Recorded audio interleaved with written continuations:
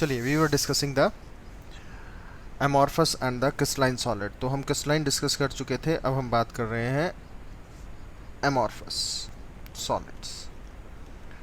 जैसा हम amorphous solids में ऑलरेडी डिस्कस कर चुके हैं आप लोगों से, दैट एमॉर्फस सॉलिड्स आर दो solids which do not have any regular arrangement. इनकी कोई शार्प मेल्टिंग पॉइंट नहीं होता, इसीलिए कोई फिक्स्ड एंथैल्पी ऑफ फ्यूज़न नहीं है। इरेगुलर अरेंजमेंट है। अगर हम इनको किसी शार्प एजेस टूल से कट करते हैं तो इरेगुलर एजेस के साथ ये क्लीवेज में चला जाता है। It have a long range of melting point. They are the short range solids and they are isotropic in nature. Anisotropic और आइसोट्रॉपिक, ये दो वर्ड थे जो हम ऑलरेडी डिस्कस कर चुके थे आपसे। चलिए, पहले हम डिस्कस करते हैं आइसोट्रॉपिक इन नेचर, उसके बाद मेल्टिंग पॉइंट को एक बार फिर से डिस्कस कर लेंगे। शार्प मेल्टिंग पॉइंट है और रेंज ऑफ मेल्टिंग पॉइंट है, इस बारे में हम डिस्कस करेंगे। आइसोट्रॉपिक इन नेचर का मतलब है कि as these solids are short range solid. Short range solid का मतलब है कि जो भी इनका करेक्टरिस्टिक अरेंजमेंट होगा, जैसा भी अरेंजमेंट होगा, वो कोई रेगुलर अरेंजमेंट नहीं होगा, ऐसा कोई होगा। ठीक है, कोई भी अरेंजमेंट हो सकता है। तो अगर हम किसी भी एक्सिस के अलोंग चलते हैं, इसमें किसी भी एक्सिस के अलोंग चलते हैं, तो हमें डायरेक्शन चेंज करने से इनकी फिज़िकल प्रॉपर्टीज़ चेंज होती हुई नहीं दिखाई देती। इनकी फ़िज़िकल प्रॉपर्टीज़ में कोई चेंज नहीं होता, चाहे वो रिफ्रैक्टिव इंडेक्स हो, इलेक्ट्रिकल रेजिस्टेंस हो, थर्मल एक्सपेंशन हो, थर्मल कंडक्टिविटी हो, ऐसी कोई भी प्रॉपर्टी हो। तो अगर इनके फिज़िकल प्रॉपर्टी देखें तो वो सेम रहेगी अलोंग एनी डायरेक्शन। तो फिज़िकल प्रॉपर्टी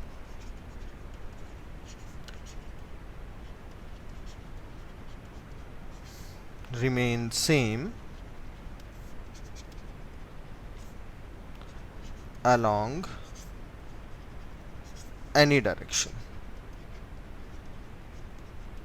किसी भी डायरेक्शन के अलोंग चले तो इनकी फिजिकल प्रॉपर्टी सेम रहेगी, कोई चेंज नहीं होगा। चलिए, ये तो था हमारे पास कुछ basic differences between the amorphous and the crystalline solid. हम जो एमॉर्फस सॉलिड है इसको सुपर कूल्ड लिक्विड या सूडो सॉलिड भी बोलते हैं। एमॉर्फस सॉलिड्स को हम सुपर कूल्ड लिक्विड और द सूडो सॉलिड्स भी कहते हैं। तो super cooled liquid pseudo solid का मतलब है कि ये एज सच सॉलिड तो हैं, लेकिन ये ऐसे सॉलिड हैं जिनमें रेगुलर अरेंजमेंट नहीं है, या ऐसे लिक्विड है जिनको हमने बहुत ज़्यादा ठंडा कर दिया, but still they have a certain properties of liquid. जैसे लिक्विड में arrangement of the constituent irregular होता है, वैसे ही एमॉर्फस सॉलिड में भी कॉन्स्टिट्यूएंट्स का अरेंजमेंट इरेगुलर होगा, इसीलिए हम इनको सुपर कूल्ड लिक्विड कहते हैं। अब रही बात रेंज ऑफ टेम्परेचर की, तो अगर हम क्रिस्टलाइन सब्सटेंस लें, क्रिस्टलाइन सब्सटेंस, तो क्रिस्टलाइन सब्सटेंस में जब हम उसको मेल्ट करना शुरू करते हैं बेटा, क्रिस्टलाइन सब्सटेंस को, क्रिस्टलाइन सॉलिड को, तो अगर हम ग्राफ के पॉइंट ऑफ व्यू से एनालाइज करें तो हमें जो कर्व मिलता है वो कुछ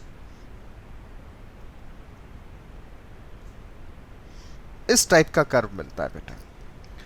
ये हो गया हमारे पास हीट और ये हो गया हमारे पास टेम्परेचर।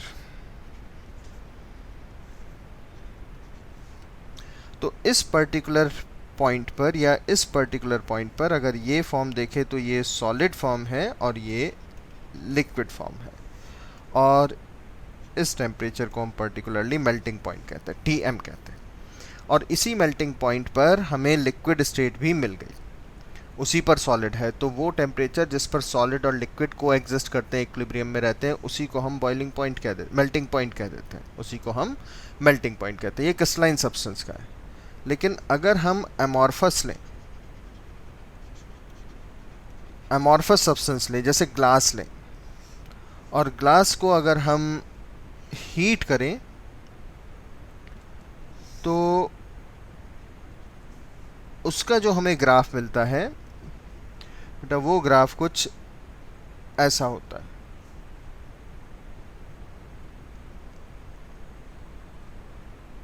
इस टाइप का ग्राफ मिलता है हमें, और इस ग्राफ में ये पार्ट है सॉलिड और ये पार्ट रबरी जैसा होता है, नॉट प्योरली लिक्विड, लेकिन लिक्विड फॉर्म में हम कह सकते हैं रबर जैसा होता है, सेमी सॉलिड जैसा। और ये पार्ट, बीच वाला पार्ट होता है हमारे पास ग्लास जैसी अपीयरेंस का, ग्लास जैसी अपीयरेंस का, ग्लासी होता है ये वाला पार्ट। तो इतने पोर्शन को हम कहते हैं कि रेंज ऑफ टेम्परेचर है। ये है हमारे पास TG, that is glass transition temperature, glass transition temperature। और ये ग्लास जो ट्रांजिशन टेम्परेचर है, अगर हम ग्लास के रेस्पेक्ट में ही देखें, ग्लास जो सॉलिड था वो फिर धीरे धीरे मेल्ट करता है और रबरी जैसा सब्सटेंस बन जाता है। उसका जो मेल्टिंग पॉइंट की रेंज आती है वो लगभग 1500 से 2000 डिग्री सेल्सियस के बीच में आती है, ये रेंज है। और इसीलिए हम कहते हैं कि melting point is having a range. ये हमारे पास रेंज है, यहाँ से यहाँ तक के बीच में। तो इसीलिए हम एमॉर्फस को कहते हैं कि they have a range of melting point. लेकिन प्योर क्रिस्टलाइन सब्सटेंस को हम ये नहीं कहते कि they have a range of melting point.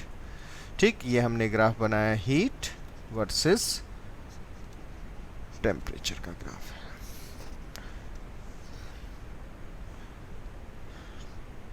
Is that clear? अब तो कोई डाउट नहीं बेटा? देखिए बेटा, अभी हमने कहा कि सुपर कूल लिक्विड या सूडो सॉलिड कहते हैं ग्लास को। अगर हम ग्लास पर्टिकुलर एग्जांपल लें तो दो अलग अलग टाइप के इस पर बेस्ड कंसेप्चुअल बेस्ड क्वेश्चंस रहते हैं, सिंपल कंसेप्ट एकदम। जो ग्लास विंडो होती हैं, ग्लास पैन है, ग्लास विंडोज़ हैं, तो जब वो नए होते हैं, जब बिल्कुल नए नए हम खरीद कर लाते हैं और लगाते हैं, तो वो एकदम ट्रांसपेरेंट होते हैं। ट्रांसपेरेंट से मतलब हेजीनेस नहीं होता उसके अंदर। अगर हम क्लियर ग्लास खरीद कर लाएं एंड हमने टिंटेड ग्लास नहीं लिया तो प्योर ट्रांसपेरेंट होता है। लेकिन कुछ समय के बाद, कुछ टाइम के बाद वो थोड़े हेजी से हो जाते हैं, हेजी हो जाएंगे या कहे ट्रांसल्यूसेंट हो जाते हैं। दूसरा, जो हमारे पास एंशियंट टाइम के मिरर्स हैं, एंशियंट टाइम के, मैं वर्ड यूज़ कर रहा हूँ, एंशियंट टाइम के मिरर्स हैं। तो जो एंशियंट टाइम के मिरर्स हैं बेटा, वो मिरर्स बेसिकली बॉटम से थोड़े थिक होते हैं, यहाँ से थिक होते हैं थोड़े, और ऊपर से थिन रहते हैं। यहाँ से थोड़े थिन होते हैं और यहाँ से थिक होते हैं। ये दूसरा पार्ट है। तो इन दो को थ्योरेटिकल, जैसे मैंने कहा, कंसेप्चुअल है, थ्योरेटिकल पार्ट है क्वेश्चन के, और ये ग्लास पैनल या ग्लास विंडो से ही रिलेटेड है। तो ऐसा क्यों होता है कि जब नए होते तो बिल्कुल ट्रांसपेरेंट होते हैं, लेकिन कुछ देर के बाद वो, या कुछ समय के बाद हेजी होते हैं? उसका बेसिक रीज़न है कि जो हमारे ग्लास विंडो हैं, ग्लास पैन्स हैं, वो सनलाइट के कांटेक्ट में रहते हैं। और जब वो सनलाइट के कांटेक्ट में रहेंगे बेटा, तो सनलाइट की वजह से वो जो भी ग्लास पैनल है हमारे पास, ग्लास विंडो है, उस पर दिन भर सनलाइट पड़ती रहेंगी। और दिन भर अगर सनलाइट पड़ती रहेंगी ऐसे, तो वो गर्म होता रहेगा। फिर शाम के समय इन द इवनिंग ये सनलाइट बंद हो जाती है, तो ये धीरे धीरे ठंडा होता है। मतलब ग्लास पैनल रोज़ थोड़ा गर्म होता है, फिर ठंडा होता है, फिर गर्म होता है, फिर ठंडा होता है। तो एक्चुअल क्या है कि जो इसके अंदर सिलिका का अरेंजमेंट है वो गर्म और ठंडे होने की वजह से धीरे धीरे बदलता रहता है। जैसे मैंने कल भी बताया था कि हमारे पास जो सिलिका है, SiO2 है, सैंड सिलिका, इसको अगर हम मेल्ट कर लें और सडन कूल कर दें, मेल्ट करके सडन कूल करें, तो सडन कूल करने से जो एटम, जो कॉन्स्टिट्यूएंट जहाँ है वहीं रुक जाता है। तो इरेगुलर अरेंजमेंट है, क्योंकि मेल्ट करने से लिक्विड हो गया, और लिक्विड को एकदम ठंडा कर ले तो जो जहाँ रुका हुआ है वहीं रुक जाएगा, जो जहाँ पर है वहीं रुक जाएगा। तो इरेगुलर अरेंजमेंट आएगा इसमें, ऐसे। तब बनता है ग्लास। और मेल्ट करके अगर हम इसको स्लो कूल कराएं, वेरी स्लो कूल, तो जो कॉन्स्टिट्यूएंट्स हैं उनका एक फिक्स्ड अरेंजमेंट मिलता चलता है हमें, इस तरीके से एकदम फिक्स्ड अरेंजमेंट हमें मिलता चलेगा। और तब बनता है क्वार्ट्ज, तब बन जाता है क्वार्ट्ज। ठीक है बेटा। तो जो हमारा ये ग्लास पैनल है, ये है हमारे पास इरेगुलर अरेंजमेंट। लेकिन धीरे धीरे गर्म करेंगे, धीरे धीरे ठंडा करेंगे, तो इसकी एमॉर्फस फॉर्म धीरे धीरे कुछ पार्ट क्रिस्टलाइन में बदलने लगती है। और क्रिस्टलाइन में बदलने की वजह से अरेंजमेंट बदल जाता है, जिससे इसका रिफ्रैक्टिव इंडेक्स बदलता है।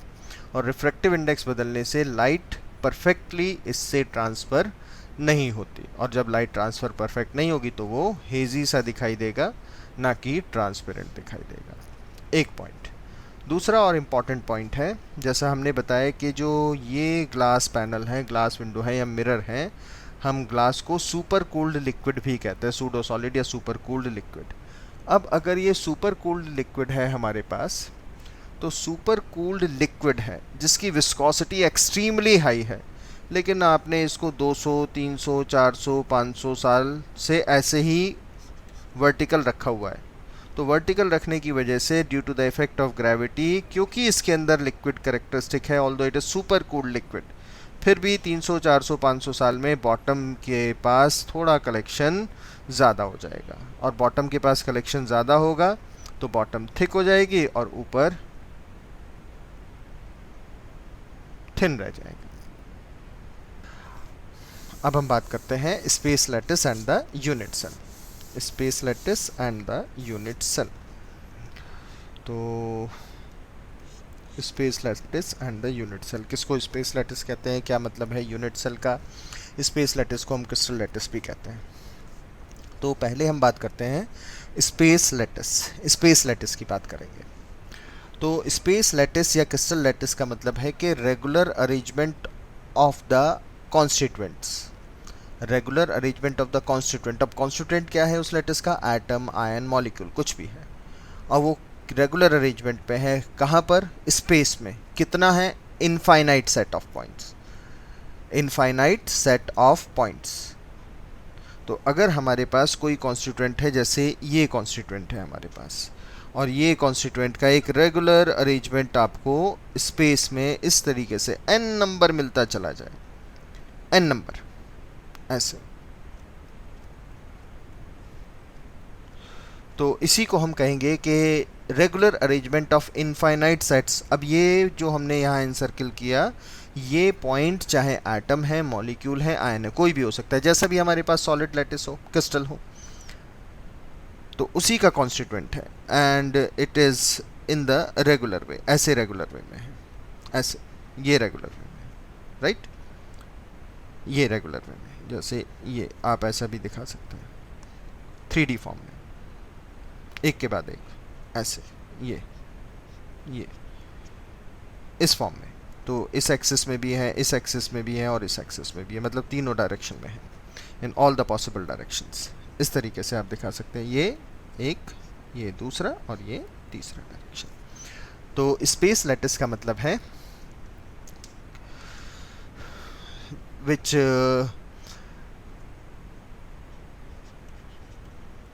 स्पेस लैटिस जिसको हम क्रिस्टल लैटिस भी बोलते हैं बेटा।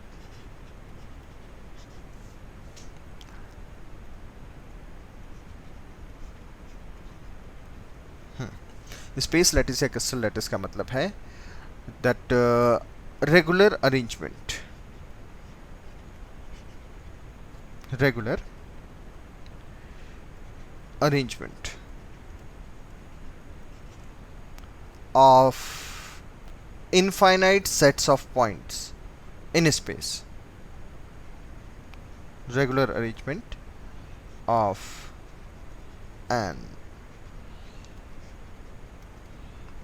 infinite set of points। अब ये पॉइंट्स एटम हो सकते हैं, मॉलिक्यूल हो सकते हैं, आयंस हो सकते हैं। ये पॉइंट एटम हो सकते हैं, मॉलिक्यूल हो सकते हैं, आयंस हो सकते हैं, कुछ भी हो सकता है।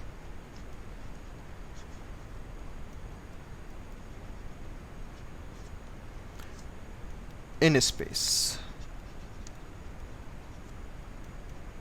इन 3D फॉर्म, मोस्टली तो 3D फॉर्म है, उसी को हम क्या कहते हैं, स्पेस लैटिस और द क्रिस्टल लैटिस। तो स्पेस लैटिस तो ये जो हमने बनाया इतना बड़ा, यही है हमारे पास स्पेस लैटिस और द क्रिस्टल लैटिस।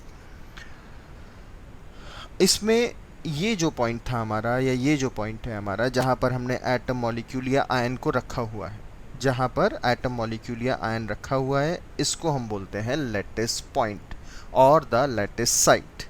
इसको बोलते हैं lattice point.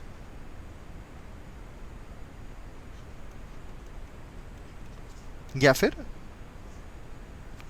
Lattice site.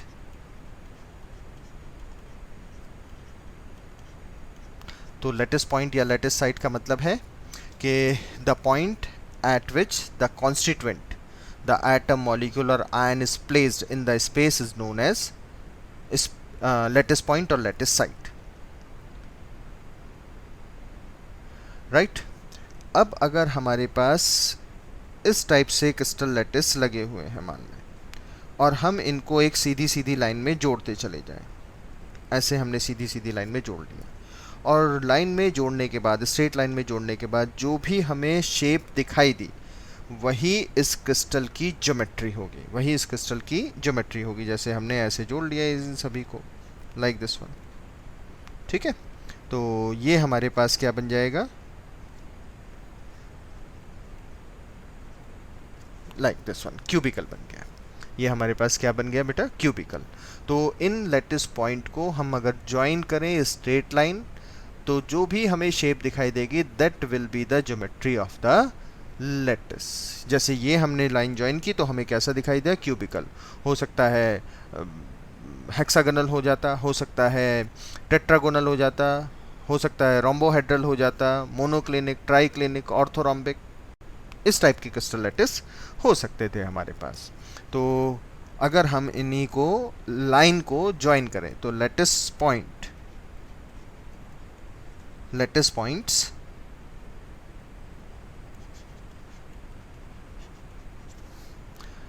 are joined, lattice points are joined by a straight line,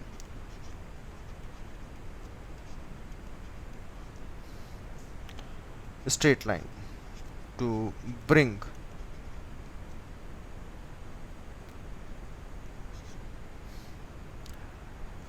the geometry of lattice,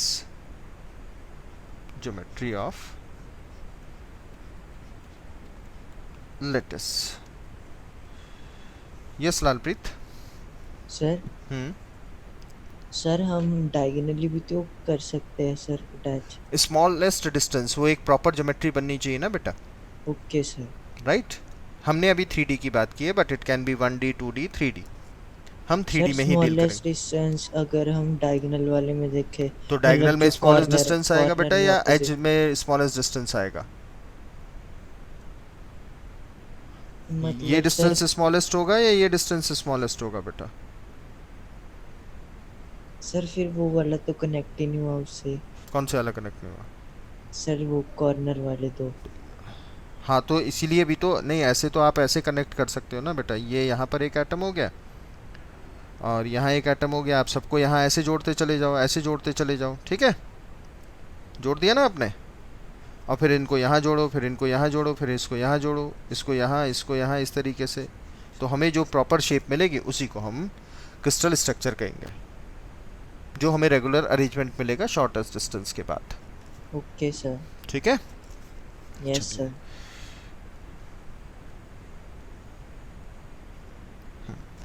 तो ये तो था हमारे पास स्पेस लैटिस, स्पेस लैटिस। अभी हमारे पास रह गया यूनिट सेल। तो नेक्स्ट पेज पर हम डिस्कस करेंगे बेटा यूनिट सेल। यूनिट सेल क्या है? ऐसे अगर हम यूनिट सेल की बात करें तो यूनिट सेल वो स्मॉलेस्ट रिपीटिंग यूनिट है इन द स्पेस, वो स्मॉलेस्ट यूनिट है इन द स्पेस जिसको हम बार बार repeated over and again in the space, अगर हम उसको रिपीट करते चले जाएं, रिपीट करते चले जाएं, रिपीट करते चले जाएं, तो हमें एक बड़ा स्ट्रक्चर, जाइंट स्ट्रक्चर मिले जिसको हम क्रिस्टल स्ट्रक्चर कहेंगे। तो unit cell can be defined as the smallest repeating unit in the space lattice which when repeated over and again in all the possible direction to bring out the large structure, उसी को हम क्या कहेंगे? Unit cell. तो मैं फिर से लिखता हूं यहां पर यूनिट सेल। देखो बेटा, यूनिट सेल को हम बहुत सिंपल फॉर्म में अगर डिफाइन करें तो आप लोगों ने अपनी जूनियर क्लासेस में मतलब 9th-10th में पढ़ा था कि the smallest part of the body, the unit of the body is cell, है ना? क्योंकि सेल को जोड़ते जोड़ते हम बड़ा स्ट्रक्चर बनाते हैं जिसको टिश्यू बोलते हैं, टिश्यू में फिर और जुड़ते चले जाते तो फिर उसको हम ऑर्गन बोलने लगते हैं, ऑर्गन और जुड़ते चले जाते तो पूरी एक ह्यूमन बॉडी बन जाती है। लेकिन सबसे छोटा कॉन्स्टिट्यूएंट क्या हम लाते हैं? सेल। तो cell is the smallest unit of living being. ये तो हमारी वो पार्ट हुआ जो हम लोगों ने 9th-10th में पढ़ा है, आप सभी ने पढ़ा है, याद है नहीं है अलग बात है, कोई बात नहीं, इससे भी फ़र्क नहीं पड़ता। लेकिन चलिए हम इतना तो कह सकते हैं कि हम इतना ज़रूर जानते हैं कि एक ब्रिक हमने ज़रूर देखी होगी, ईंटें, ब्रिक, जिससे बिल्डिंग का स्ट्रक्चर कंस्ट्रक्ट किया जाता है। तो हम जानते हैं कि जैसे हमारे पास एक ये ब्रिक है और इसी ब्रिक को अगर हम रिपीट करते चले जाएं over and again in all the possible direction, over and again in all the possible direction, अगर हम इसको रिपीट करते चले जाएं, रिपीट करते चले जाएं, तो नेचुरली हमें एक बड़ा स्ट्रक्चर मिलता चला जाएगा, नेचुरली हमें एक बड़ा स्ट्रक्चर मिलता चला जाएगा। ऐसे रिपीट करते चले जाएं तो किसी भी बड़े मटेरियल, किसी भी बड़े स्ट्रक्चर का जो छोटे से छोटा पार्ट है, जो भी स्मॉलेस्ट पोर्शन होगा, जैसे ये एक छोटे से छोटा पार्ट है, this is the smallest portion, और इसी स्मॉलेस्ट पोर्शन को हम क्या कहेंगे? यूनिट। तो यूनिट सेल वो छोटे से छोटा हिस्सा है किसी भी क्रिस्टल लैटिस का जिसको रिपीट करते चले जाएं। जैसे यहाँ हम देखें, हमने एक ब्रिक लगा दी, फिर 2, फिर 3, फिर 4, फिर 5, और इस तरीके से एक वॉल, वॉल के बाद पूरा बिल्डिंग खड़ी हो गई, बिल्डिंग बन गई। तो unit cell is the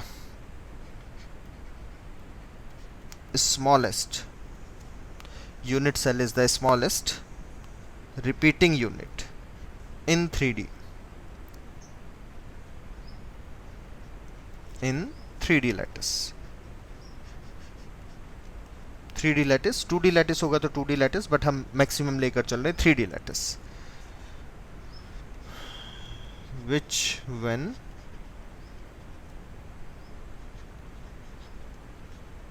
repeated over and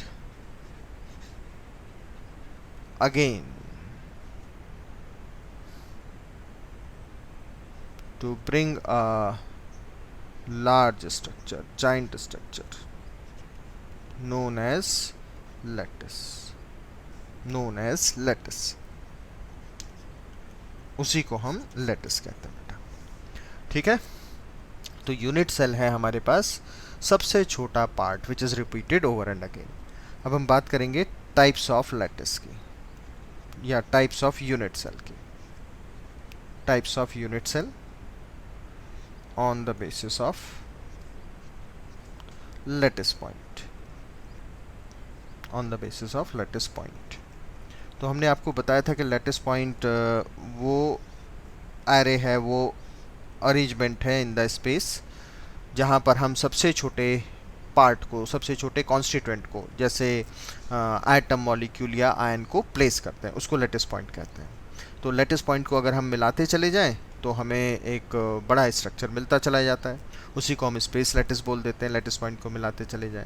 unit cell उस स्पेस लैटिस का सबसे छोटा कॉमन हिस्सा है, सबसे छोटा, जिस स्ट्रक्चर को आप रिपीट करते जाएं over and again in all the possible direction, जिससे कि वो बड़ा स्ट्रक्चर बन जाए। जैसे हमने एग्जांपल लिया ब्रिक का एग्जांपल, कि ब्रिक को, ईंटों को जोड़ते चले जाएं, जोड़ते चले जाएं, एक ईंट को दूसरे से, दूसरे को थर्ड से, तो हमें एक बड़ा स्ट्रक्चर मिल जाएगा।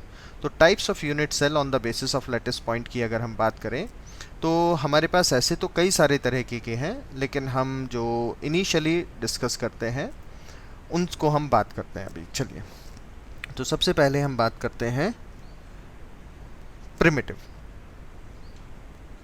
We talk about the primitive unit cell.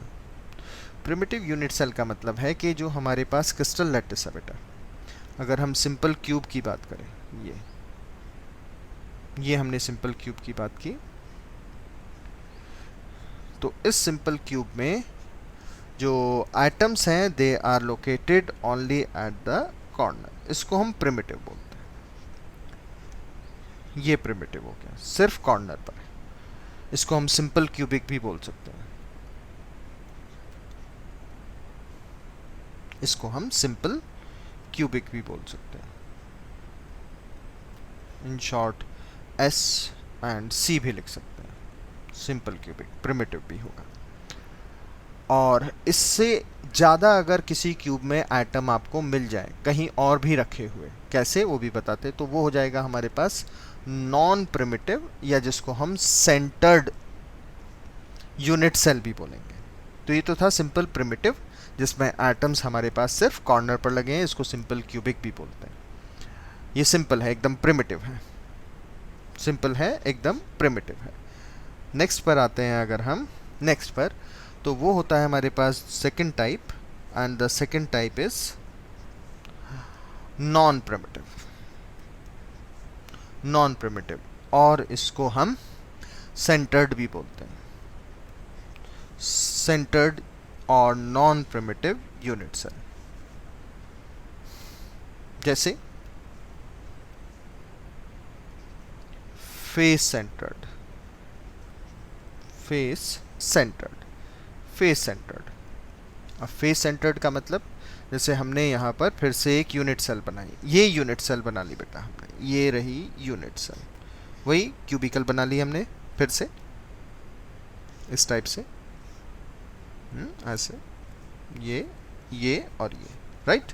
और एटम्स हमारे पास कॉर्नर पर तो लगने ही है, ये लग गए कॉर्नर पर,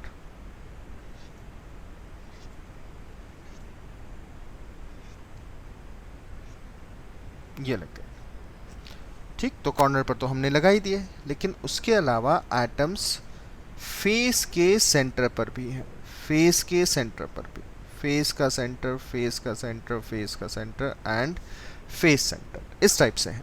जैसे अगर हम लिखें तो हमारे पास जैसे ये एक फेस है, ठीक है, ये हमारे पास एक फेस हो गई ऐसे, और ये फेस का, इस फेस का ये सेंटर पार्ट हो गया, ये रहा। तो इसको हमने बोला फेस सेंटर। जैसे अगर हम एक क्यूब में देखें तो क्यूब में टोटल हमारे पास 6 फेसेस होंगी, एक लेफ्ट में, एक राइट में, एक टॉप पर, एक बॉटम पर, एक फ्रंट और एक बैक। एक ये फेस हो गई, एक ये फेस हो गई, एक ये फेस हो गई, एक इधर, एक फ्रंट में और एक बैक में। तो इस तरह से 6 फेस हो गई, और हर फेस के सेंटर में एक और लैटिस पॉइंट है। यहाँ पर भी एक एटम है, कॉर्नर पर तो है ही, यहाँ कॉर्नर पर तो है ही जिसने क्यूब का स्ट्रक्चर किया, लेकिन उसके अलावा फेस के सेंटर्ड पर भी है। तो ओवरऑल अगर हम देखें तो ये पूरा स्ट्रक्चर आपको मिलेगा फेस सेंटर्ड, और यूनिट सेल है क्यूबिक, तो face centred cubic. In short हम इसको एफ सी सी बोल देते हैं, जैसे सिंपल क्यूबिक को एस सी बोल दिया था। ये पार्ट आया सेकंड वन। नेक्स्ट आएगा हमारे पास body centred. Body centred, body centred. अब जैसे फेस सेंटर्ड था तो फेस के सेंटर पर मिल गया, बॉडी सेंटर्ड होगा तो बॉडी के सेंटर पर भी मिलेगा। और अगर हम बॉडी सेंटर्ड क्यूबिक की बात करें, बॉडी सेंटर्ड क्यूबिक मतलब आपको एक क्यूब तो लेना ही है यूनिट सेल में, और क्यूब बनाने के लिए कम से कम आपको 8 कॉर्नर पर 8 एटम की रिक्वायरमेंट रहेगी ही रहेगी। ये ऐसे तो हमने क्या किया, क्यूब तो बना ही लिया बेटा, ये बन गया क्यूब, ये बन गया क्यूब, ये एटम्स है, और ये हो गया। तो यहाँ तो है ही है। इसके अलावा अगर एटम यहाँ पर भी मिल जाए बॉडी के सेंटर पर, बॉडी के सेंटर मतलब बिल्कुल एकदम बीच में, जैसे हम रूम के अंदर बैठे हैं तो रूम के बिल्कुल कॉर्नर से इक्वल डिस्टेंस पर, जैसे यहाँ से यहाँ तक का डिस्टेंस बिल्कुल सेंटर में आ जाए, यहाँ से यहाँ तक का डिस्टेंस, ये डिस्टेंस, ये डिस्टेंस, ये डिस्टेंस, ये डिस्टेंस, ये डिस्टेंस और ये डिस्टेंस सब बराबर हो, उसको बोलेंगे हम बॉडी सेंटर्ड क्यूबिक। क्यूब बनाया इसलिए हमने बॉडी सेंटर्ड क्यूबिक, तो इसका नाम हो गया body centred cubic, right. There is one more possibility जिसको हम बोलते हैं एंड सेंटर्ड।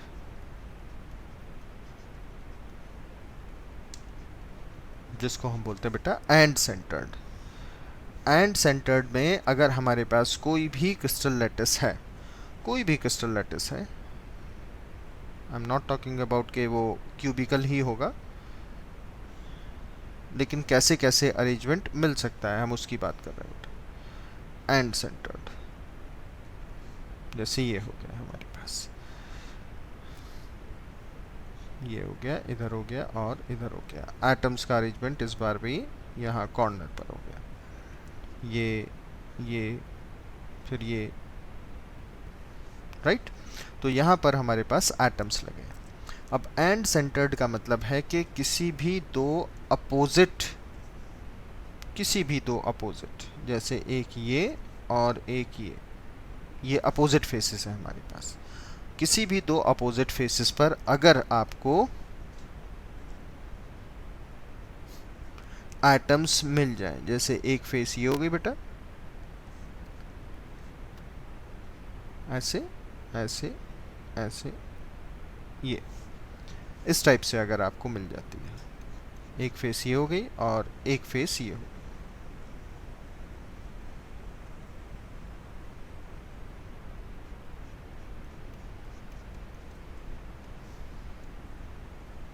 यहाँ एक एटम था हमारे पास और यहाँ एक एटम था, ये देखिए।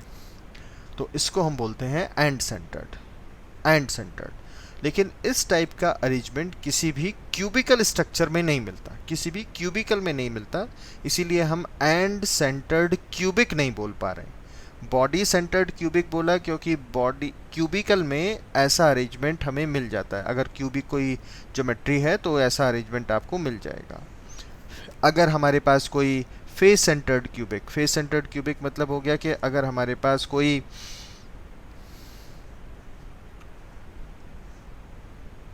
फेस सेंटर्ड है, ऐसा अरेंजमेंट है, ऐसा अरेंजमेंट, तो क्यूबिकल में हमें मिल जाता है। लेकिन ऐसा अरेंजमेंट हमें क्यूबिकल ज्योमेट्री में नहीं मिलता। किस में मिलता है वो डिस्कस करना है अभी, वो अभी करेंगे हम किस में मिलेगा। लेकिन ऐसा तीसरा अरेंजमेंट होता है एंड सेंटर्ड। तो हमारे पास एटम्स कॉर्नर के साथ साथ फेस के सेंटर पर हो सकते हैं, सभी फेस के सेंटर पर, बॉडी के सेंटर पर हो सकते हैं, और अपोजिट फेस के सेंटर पर हो सकते हैं। ये तो हमारे पास है सेंटर्ड यूनिट सेल। ये यूनिट सेल बन रही है हमारे पास, ऐसी ऐसी यूनिट सेल बन रही है। अब इसके आगे हम बढ़ते हैं, एंड सेंटर्ड यूनिट सेल।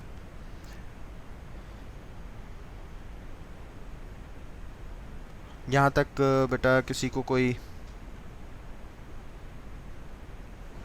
किसी को कोई डाउट तो नहीं बेटा? सर हाँ जी बेटा बोलो। सर इसमें क्यों नहीं होता सर? ये बेटा क्यूबल। एक्चुअली इसमें क्यों नहीं होता, एक्चुअल क्या है कि जितने भी हमारे पास क्रिस्टल लैटिस है, मतलब जितने भी हमारे पास नोन लैटिस कंपाउंड है, सभी के क्रिस्टल लैटिस फाइंड आउट कर लिए, सभी के क्रिस्टल लैटिस फाइंड आउट कर लिए। तो क्यूबिकल में हमें कोई मिल नहीं पाया, क्योंकि हम जो पढ़ रहे हैं वो ये पढ़ रहे हैं कि क्या एग्जैक्टली अवेलेबल है हमारे पास। Okay sir. ये this is not purely mathematical के यहाँ हो सकता है, यहाँ हो सकता है, हो सकता है, होने को हो सकता है, लेकिन ऐसा आज तक अभी टिल डेट कोई नोन कंपाउंड नहीं है हमारे पास। Okay sir. राइट तो हमें हमारी जो स्टडी है वो उन कंपाउंड, उन सॉलिड्स को लेकर है जो हमें अभी तक नोन है, जो अभी तक हमने पढ़ लिया। क्लियर है इतना? Yes sir. ओके चलिए आगे बढ़ें अब। Yes sir. चलिए अब बात करते हैं हम types of unit cell. Types of unit cell की अगर हम बात करें तो हमने अभी देखा कि हमारे पास जो 3D अरेंजमेंट है, जो हमारे पास बेटा 3D अरेंजमेंट है, उस 3D अरेंजमेंट के हिसाब से अगर हम चलें तो हम कह सकते हैं कि हमारे पास 3D के हिसाब से ये अरेंजमेंट हो सकता है। राइट ये अरेंजमेंट हो सकता है। ये हमारे पास ओरिजिन पॉइंट हो गया, ये ओरिजिन पॉइंट हो गया। अब इस पॉइंट से हो सकता है कि कोई डिस्टेंस a हो जिस पर एटम रखा हुआ है, कोई डिस्टेंस b हो जहाँ पर एटम रखा है, कोई डिस्टेंस c हो जहाँ पर एटम हमने रख दिया ओरिजिन पॉइंट से, यहाँ से। ये हमारे पास लेट सपोज x एक्सिस हो गया, ये y एक्सिस हो गया और ये z एक्सिस हो गया। अब इन एक्सिस के बीच में एंगल भी वेरी कर सकता है, हो सकता है एंगल अल्फा हो सकता है एंगल बीटा हो, और हो सकता है एंगल गामा हो। ठीक है, एंगल अल्फा बीटा या गामा कुछ भी हो सकता है। ओरिजिन से a डिस्टेंस पर, b डिस्टेंस पर, c डिस्टेंस पर एटम हो सकते हैं। जैसे हम बिल्कुल एकदम स्क्रैच की बात करें तो अगर a डिस्टेंस, ओरिजिन से a डिस्टेंस की b और c बराबर होते, मतलब बराबर बराबर दूरी पर एटम रखा है, और जो एंगल है अल्फा वो बीटा के बराबर होता और वो गामा के बराबर होता, and it is equals to suppose 90 degree, तो आप कैसा स्ट्रक्चर बताते हो उसको बताएंगे?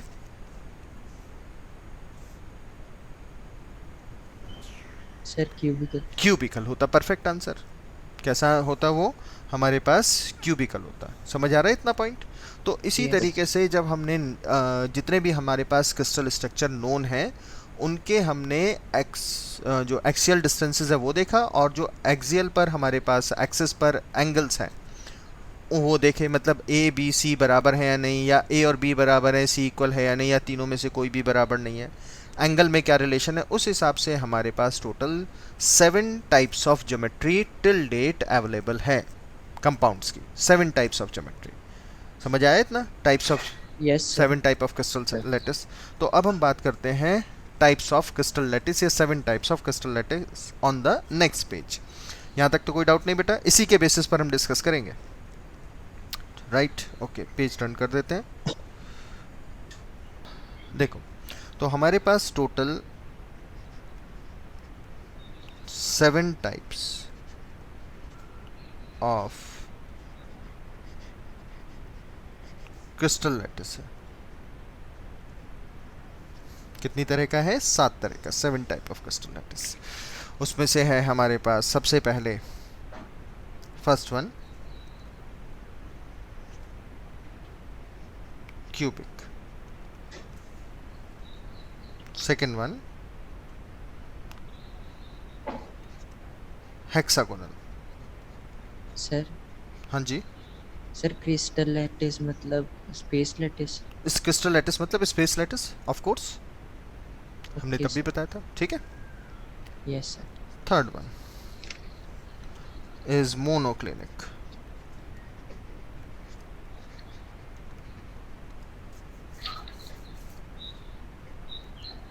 Monoclinic. Fourth one orthorhombic. Fifth one tetragonal, तो fifth one is rhombohedral. Sixth one is a tetragonal, and seventh one is the triclinic. ये हैं हमारे पास 7 टाइप ऑफ क्रिस्टल लैटिस.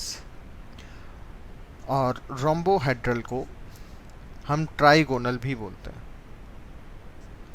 तो फर्स्ट ऑफ ऑल क्यूबिकल की बात करें तो इसमें A is equal to B is equal to C होगा. हेक्सागोनल में A is equal to B but not equal to C होगा. मोनोक्लिनिक में A is not equal to B is not equal to C होना चाहिए. Orthorhombic में once again A is not equal to B is not equal to C है. Rhombohedral में फिर से A is equal to B is equal to C. Tetragonal में A equals to B but not equals to C, not equals to C. और triclinic में A is not equal to B is not equal to C. ये specifications आपके multiple choice में आते हैं बेटा.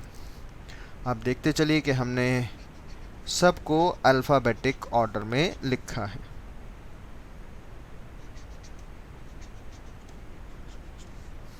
ठीक है. और अगर हम एक्सियल डिस्टेंसेस की बात करें तो बिल्कुल एकदम ये सिंक्रोनाइज पैटर्न में है. पहले A और B और C इक्वल थे, फिर C इक्वल नहीं रहा, फिर यहाँ कोई भी इक्वल नहीं है, फिर कोई इक्वल नहीं है, फिर से फर्स्ट रिपीट होना शुरू हो गया. देखो, fifth and first repeat, sixth and second repeat, and third and seventh repeat हो गए. तो A equal to B equal to C, A equal to B but not equal to C, A B C कोई equal नहीं है, फिर A B C कोई equal नहीं है, फिर से फिफ्थ से A equal to B equal to C, A equal to B but not equal to C, A not equal to B not equal to C. ये तो हुआ हमारे पास ABC यानी एज लेंथ. अब अगर हम इनके एंगल की बात करें तो alpha is equals to beta is equals to gamma is equals to 90 degree मिलना चाहिए हमें. किस केस में? क्यूबिकल में. बहुत आसानी से हम पहचान सकते हैं. हेक्सागन में भी हम जानते हैं कि alpha is equal to beta is equals to 90, लेकिन हेक्सागन है तो एक एंगल आपको 120 का मिलेगा, and gamma is equals to 120 degree. Monoclinic की बात करें बेटा, मोनोक्लिनिक में हमारे पास alpha is equals to gamma is equals to 90, but naturally beta 90 नहीं है. और बीटा 90 नहीं है तो हम ये भी नहीं कहेंगे कि वो इक्वल होगा, नेचुरल सी बात है. ऑर्थोरोम्बिक में alpha is equal to beta is equals to gamma, alpha is equals to beta is equals to gamma is equals to 90 degree. Rhombohedral में अल्फ़ा बीटा गामा तीनों इक्वल हैं. Alpha is equals to beta is equals to gamma, लेकिन कोई भी 90 का नहीं है, कोई भी इसमें 90 का नहीं है. इक्वल सब है लेकिन 90 का कोई नहीं है. Tetragonal, alpha is equals to beta is equals to gamma, alpha is equals to beta is equals to gamma is equals to 90. और ट्राइक्लिनिक सबसे आसान है याद करना, इसमें कोई भी किसी के भी इक्वल नहीं है और 90 के इक्वल भी नहीं है. ना A equal to B equal to C, ना alpha equal to beta equal to 90 degree. कोई भी इसमें किसी के भी इक्वल नहीं आता. किसके अंदर? ट्राइक्लिनिक के अंदर. तो ना A equal to B equal to C और ना alpha equal to beta equal to gamma equal to 90. First और सेवंथ बहुत आसान है. हमें जो अब पढ़ना है बेटा, जो हमारे सिलेबस में है डिटेल्ड स्ट्रक्चर, वो है क्यूबिक की. ये तो पूरा ही है, इसमें कोई आपको छूट नहीं है. हेक्सागोनल में हम थोड़ा सा पार्ट ज़रूर पढ़ते हैं बेटा, हेक्सागोनल में हम थोड़ा सा पार्ट ज़रूर पढ़ते हैं, ठीक है। लेकिन मेन स्ट्रक्चर या मेन कंटेंट हमारा क्यूबिकल पार्ट पर ही है। क्लियर, इतने पर तो कोई डाउट नहीं है आपको, यहाँ तक समझ आया। अब जैसे हमने कहा कि there are 7 types of crystal lattice, 7 types of crystal lattice है, ये रहा 7 टाइप ऑफ क्रिस्टल लैटिस, ये हमने लिख भी दिए। और हमने जो यूनिट सेल बताई थी वो आपको बता दी थी कि प्रिमिटिव है, फेस सेंटर्ड है, बॉडी सेंटर्ड है, एंड सेंटर्ड है। तो अगर 7 तरह के क्रिस्टल लैटिस में 4 तरह के 7 type of crystal lattice and 4 types of unit cell मिले तो हमारे पास टोटल 7 इंटू 4 यानी 28 तरह की क्रिस्टल लैटिस या यूनिट सेल की पॉसिबिलिटी है। जैसे हमने कहा क्यूबिक, सिंपल क्यूबिक भी हो सकता है, एफसीसी भी हो सकता है, बीसीसी भी हो सकता है, और एंड सेंटर्ड क्यूबिक भी हो सकता था, लेकिन नेचर में नहीं मिलता। तो क्यूबिक में आपको कितने अरेंजमेंट मिले? सिर्फ 3 अरेंजमेंट मिले, simple cubic, face centred and the body centred. तो 28 हमें मैथमेटिकली मिलने चाहिए थे, लेकिन 28 कॉम्बिनेशंस, 28 तरह के कॉम्बिनेशन हमें मिलते नहीं हैं। हमें टोटल 14 टाइप्स ऑफ लैटिस मिलते हैं। 14 तरह के लैटिस मिल पाए हैं अभी तक, 14 टाइप ऑफ लैटिस। मिलने चाहिए थे 28, लेकिन मिले हैं सिर्फ कितने अभी तक नेचर में? 14 type of crystal lattice. Is that clear to you और नॉट? बेटा सभी को बात समझ आती है हमारी कि 28 कैसे मिलने चाहिए थे और मिले हैं सिर्फ कितने? 14 मिले। कोई डाउट तो नहीं इतने पॉइंट पर? क्लियर है? सर हाँ सर 14 कैसे सर? 14 कैसे ये मैं बता देता हूँ। मिलने 28 चाहिए थे, ये क्लियर है ना बेटा? Yes sir. ठीक है, देखो बताते हैं।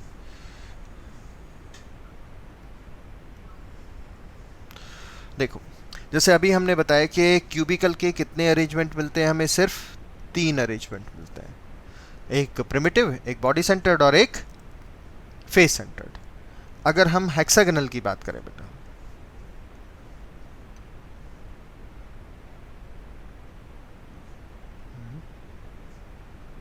कौन आ रहा है कौन जा रहा है बार बार? ठीक है चलिए, हेक्सागोनल की बात करें तो इसमें आपको सिर्फ एक ही अरेंजमेंट मिलता है, और जहां पर आपको सिर्फ एक अरेंजमेंट मिलेगा वो हमेशा प्रिमिटिव ही होगा। एक ही अरेंजमेंट है तो वो प्रिमिटिव है।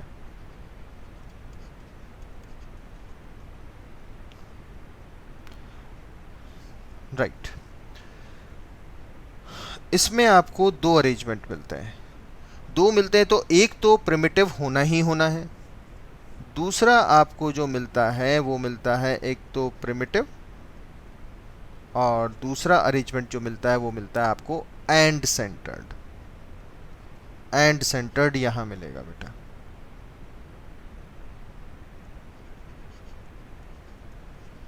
ठीक है,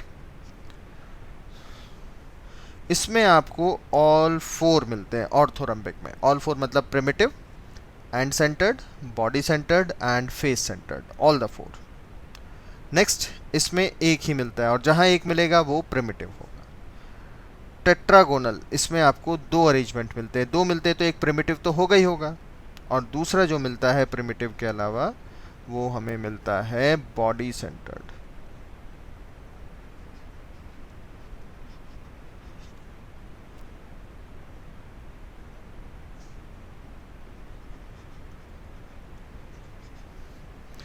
एंड इन द लास्ट हमें इसका एक अरेंजमेंट मिलता है। तो लालप्रीत just add all the values, 3 + 1 + 2 + 4 + 1 + 2 + 1, total कितना बन गया बेटा?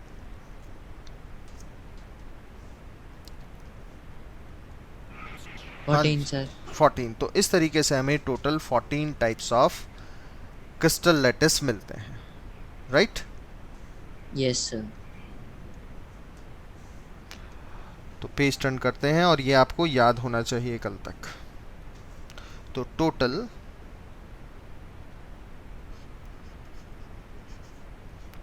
14 टाइप्स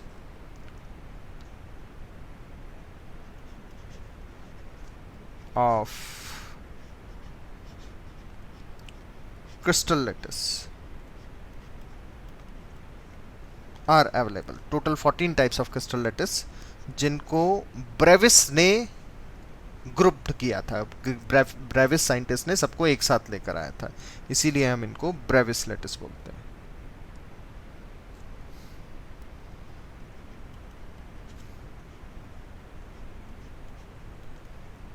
इसीलिए हम इनको क्या बोलते हैं? Bravais lattice. तो there are total 14 types of Bravais lattice. 14 तरह के हमारे पास ब्रेविस लैटिस अवेलेबल हैं अभी तक. ठीक है बेटा, इतना पॉइंट क्लियर? कोई डाउट तो नहीं इतने पॉइंट पर किसी को भी? ये हमने जितने भी लिखे ये 3D थे हमारे पास, 3D फॉर्म में थे.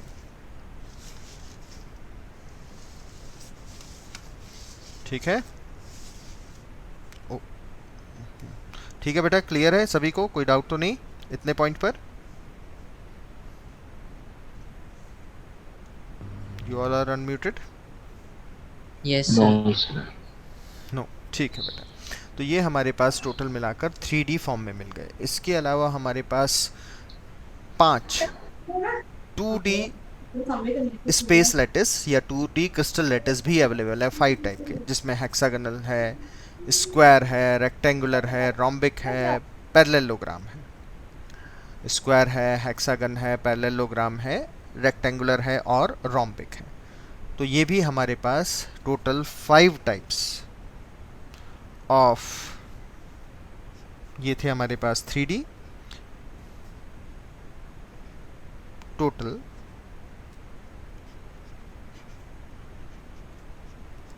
5 types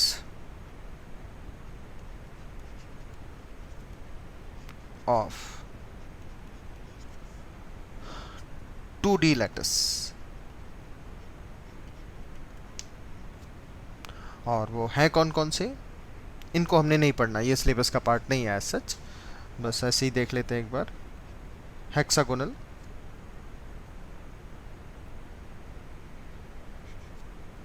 second one is square,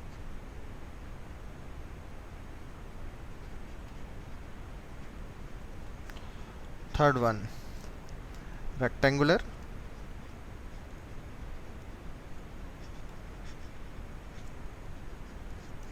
fourth one rhombic,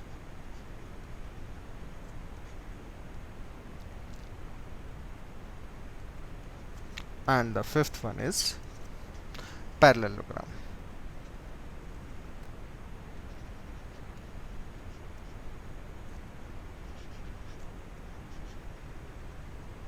ये हमें 5 टाइप के 2D लैटिस भी अवेलेबल हैं. ठीक है, थोड़ा पॉइंट हम इसका अपनी स्टडी के लिए, पढ़ने समझने के लिए इसको और इसको यूज़ करेंगे बेटा, राइट, 2D में, और इससे ज़्यादा कुछ नहीं करना हमने. ठीक है बेटा, बाकी हम कल मिलते हैं. किसी को कोई डाउट तो नहीं? No sir. सभी क्लियर? सर 2D लैटिस क्या होते हैं वैसे? 2D लैटिस क्या होते हैं सर? 2D जैसे 3D लैटिस में बेटा अरेंजमेंट 3 डायमेंशन में होगा ना, इसमें सिर्फ 2 डायमेंशन में होगा.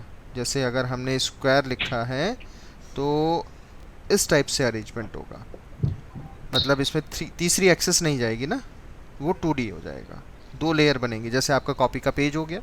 Yes sir. ठीक, तो एटम यहाँ पर है, यहाँ है, यहाँ है और यहाँ है. और जब आपके पास 2D अरेंजमेंट होगा तो एटम को हम सर्किल कंसीडर करेंगे, स्फीयर तो कंसीडर नहीं कर सकते. Sir yes. ठीक है, और 3D है तो एटम को हम किस में कंसीडर करेंगे? स्फीयर में कंसीडर करेंगे. उससे वॉल्यूम की, एटम को कैसे कंसीडर करेंगे? मतलब अगर कोई एटम रखा हुआ है ना किसी कॉर्नर पर, मान लो 2D कहा है आपसे, 2D स्ट्रक्चर है और यहाँ एटम रखा हुआ है, तो ये एटम अब किस शेप में कंसीडर किया जाएगा? सर्कल, जिसका एरिया होगा. यस. और अगर 3D होगा तो कहा कि 3D यानी क्यूब के कॉर्नर पर एटम रखा हुआ है, तो सर्किल कंसीडर नहीं होगा, तब वो क्या कंसीडर होगा? स्फीयर. तब वो स्फीयर कंसीडर होगा. इस चीज़ को ध्यान रखना है हमने. ठीक है, ये मैं कल पढ़ा था लेकिन अभी आपने पूछा तो बता दिया. ठीक है बेटा? Yes sir. चलिए, ओके.